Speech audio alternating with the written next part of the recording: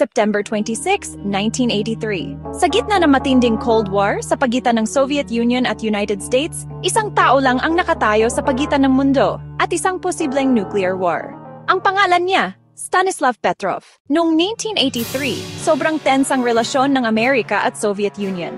Parehong may libu-libong nuclear weapons na naka-ready anytime.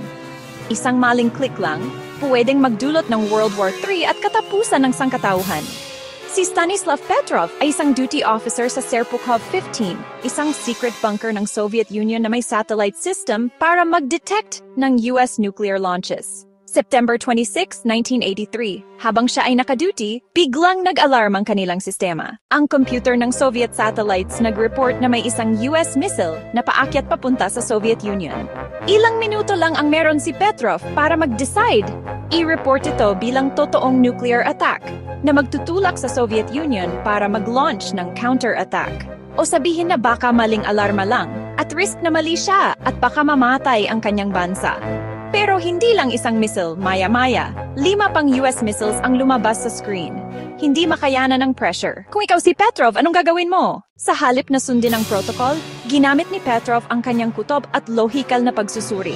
Ang rason niya, kung US talaga ang atake, hindi lang 1 o 5 ang missiles. Dapat libu-libo agad at wala ring na-detect na suportang ebidensya mula sa radar. Kaya sinabi niya sa command, maling alarma ito. Ang totoo, nagkamali ang satellite system dahil sa reflection ng araw sa ulap. Pero dahil sa decision ni Petrov, napigilan ang isang all-out nuclear retaliation. Dahil sa kanyang tapang at pag-iisip, nailigtas ni Stanislav Petrov ang buong mundo mula sa posibleng nuclear war. Pero ang kabalintunaan, hindi siya ginawang bayani ng gobyerno ng Soviet. Tinago ang insidente at si Petrov ay napagalitan pa dahil sa mga pagkakamali sa pamamaraan. Taon ang lumipas bago nalaman ng buong mundo ang ginawa niya.